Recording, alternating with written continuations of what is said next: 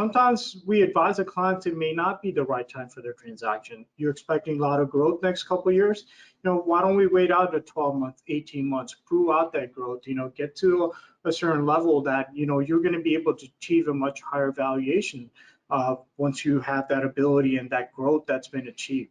So oftentimes in this education exploration phase, it's really one, it's educating on the ESOP, and then two, understanding what this means from a shareholder perspective, from the company perspective, and from the employee perspective. So there's three different parties that, there's a balancing act that's going to take place.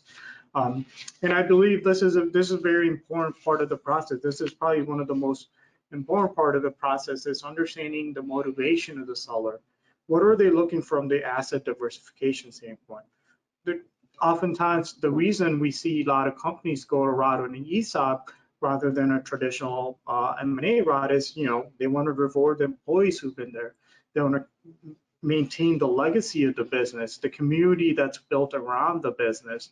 And that oftentimes those are the motivations that we see that lead to an ESOP phase.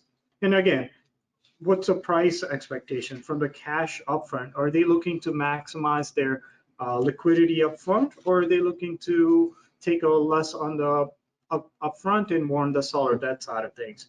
Our equity participation, you'll see this oftentimes that selling shareholders are not partaking in a equity participation through a SARS plan, but they oftentimes hold a warrant position with the seller note that they have. So you see they're getting equity participation.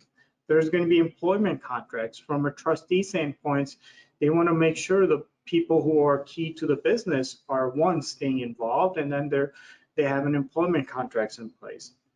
Consulting agreements, things like that. The SARs for the key management team, the stock appreciation rights, that is.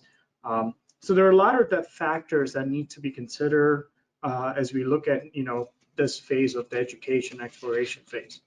And one of the things up front is before we jump into hiring more advisors and spending more money, we want to make sure that the considerations that the seller has as his hot buttons are things that we can truly meet. As Horst mentioned earlier, it might be that the cash up front number that the seller requires in the transaction is something that you're best off advised saying, let's wait 2 years and then do the transaction. Sometimes it's right there.